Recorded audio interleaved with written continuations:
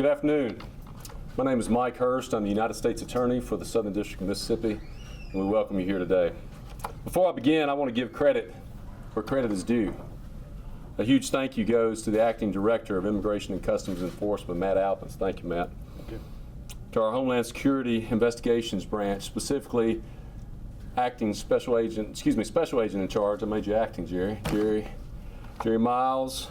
Some special agents who have been involved with this operation for a while, such as Tim Meadows, Chris Heck, Todd Williams, Francisco Ayala, and Ron Johnson, as well as many, many other federal, state, and local law enforcement involved in this operation, including our own Assistant United States Attorneys Aaron Chalk, Darren Lamarca, Courtney Coker, and Pat Lemon. 11 years ago this month, ICE special agents in our office executed search warrants at what was then the largest single workplace immigration enforcement operation in our nation's history, right here in the Southern District of Mississippi, detaining at that one time 595 illegal aliens. Today, as a result of the hard work of these men and women in law enforcement, we have set another record, this time in what is believed to be the largest single state immigration enforcement operation in our nation's history. Today, at 7 sites in 6 different cities around the Southern District of Mississippi, HSI special agents executed administrative and criminal search warrants, resulting in the detention of approximately 680 illegal aliens. Now, while we are a nation of immigrants, more than that, we are first and foremost a nation of laws. And the rule of law is the bedrock, the very foundation of our great country. I heard someone say a country without borders is no country at all. And while I agree with that, I would also add, without law, there is no order. Without the enforcement of law, there is no justice.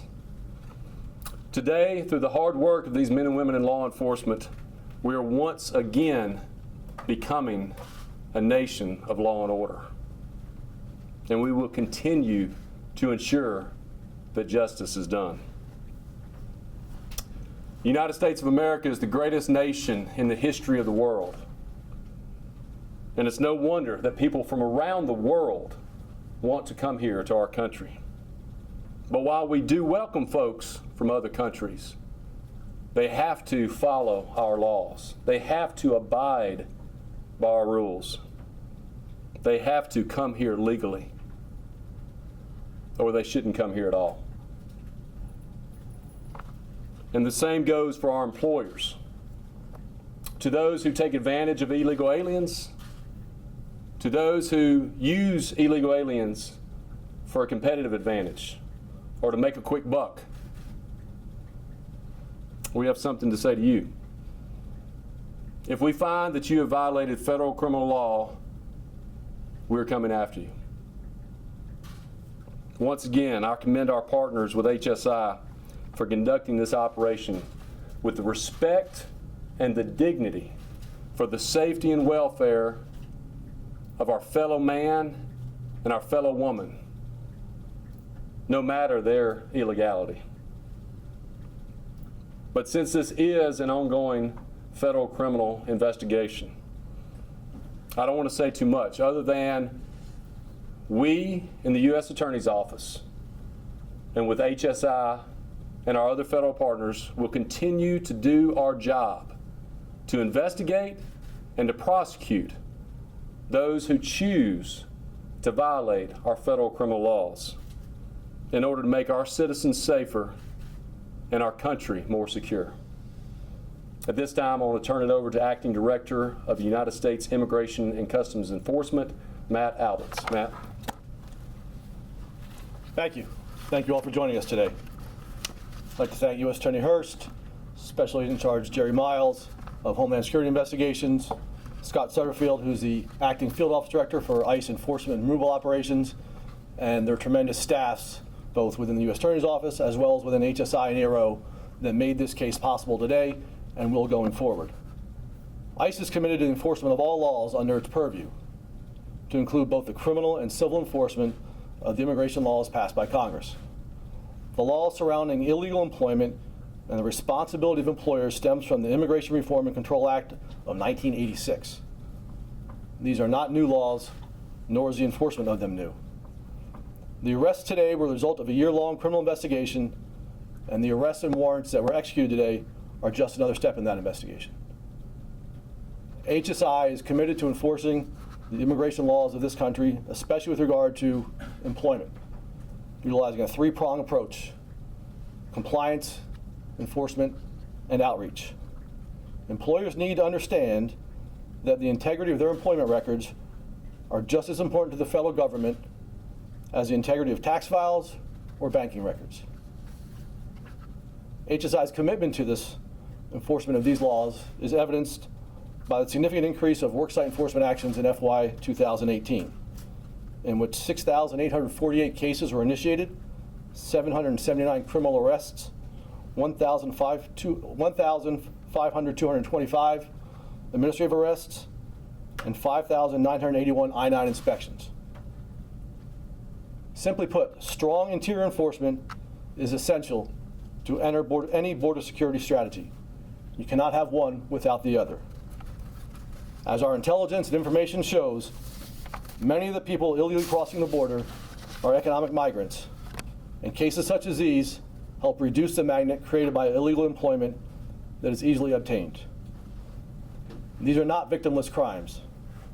Illegal workers create vulnerabilities in the marketplace by presenting false documents to obtain illegal employment, enriching the criminal organizations that traffic in fraudulent documents, often these same organizations that are smuggling these people to the country in the first place, as well as stealing the identities of legal U.S. workers, citizens and lawful immigrants alike, who must suffer the often long-lasting consequences of their stolen identities. Thank you. Answer that. So each case will be handled individually. We're in the process of going through each individual, and depending on their circumstances, depends what happens to them ultimately. Some of those individuals we're looking to prosecute criminally. Some of these individuals are here illegally, have already gone through the immigration court process, have been ordered removed by an immigration judge, and have failed to comply with that removal order. Those individuals we will look to swiftly remove. On the other individuals who have yet to go through the immigration process, it's just as in any other investigation or arrest made by a state or local law enforcement agency. Our arrest of these individuals is the front end of the process. We will process them, we will place them in front of an immigration judge where they will make their case as to whether or not they have a lawful right to remain in the country. The judge ultimately makes a decision as to whether or not these individuals can stay. If the judge orders them removed, then we will execute those removal orders on the back end of that process. What led to these searches, these raids today? Again, we can't get into specifics with regard to this investigation. But you say this investigation started over a year ago, and you've been, I guess, looking at all these poultry processing plants across central Mississippi? Again, you're getting into specifics that we're really not in a position to answer any questions about. In the meantime, what will happen to those children who were out there, son and daughter of those individuals who was taken in? So each case, again, is dealt with on an individual circumstance. A parent being apprehended and placed in detention is a common tactic that happens throughout law enforcement. You go out to any jurisdiction, state or local or otherwise, and they make an arrest for somebody, and that person is a parent, that individual is going to go to jail, and that child is going to be left alone or have to be left with a family member. What we have done, and leading far forward, have established a process through which we've worked with school liaison officers to help find placement for these children. Most of the times these individuals or these children will be placed with another family member or the parents choosing. In some instances, some of the parents that were arrested will be released. They'll be placed on an ankle monitor and be monitored throughout the pendency of their immigration proceedings, but they may be released and go back to their home, so they would be back home tonight or tomorrow once they're completing that processing. But each case is individually. Did you say some of these people will be prosecuted for criminal, I guess, violations of U.S. law in addition to being in the country illegally? Well, let me address that, Director. Right now, these individuals who were detained are being processed, and based upon that process, based upon their criminal history, based upon their status in our thresholds in our office, we will determine at a later date who we prosecute criminally. So right now, Ross, we don't have any numbers on who we prosecute. Back to the question this gentleman had back here, I would tell you this HSI office has gone above and beyond what I've seen around the country, in the sense that I'm told those who were detained initially and released for humanitarian reasons are being shipped back to the point from where they were detained. So whether it be Canton or Bay Springs or Morton, if they are being released by HSI for humanitarian reasons, they will be put in the same situation they were found this morning, but for, the director said, either ankle monitoring or some type of monitoring, so they will be reporting to a federal immigration judge. How many people I don't have numbers for you right now, Ross, I'm sorry. Mike, Yeah, Jeff? does your office intend to prosecute everyone who has returned after being deported or everyone who has overstayed a deportation order? We haven't made that determination yet, Jeff. You mentioned 3 cities, and you said there were 6. Can you mention the 3 others? Yeah, so we have 2 sites in Morton, a site in Carthage, Canton, Pelahatchie, Walnut Grove, and Bay Springs.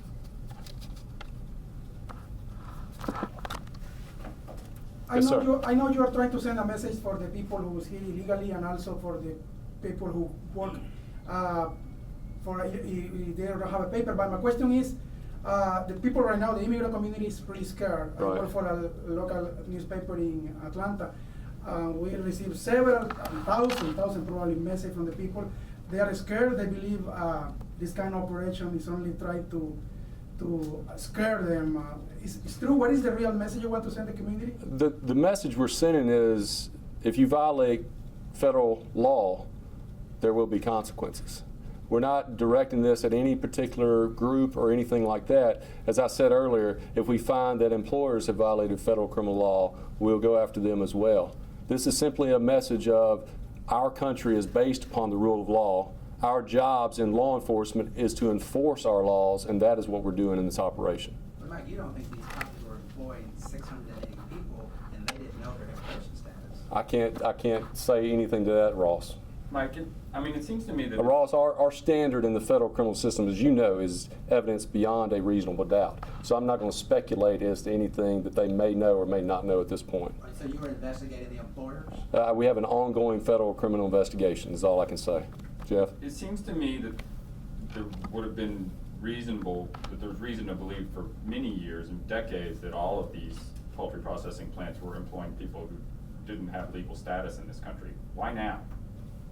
Now because we have the evidence.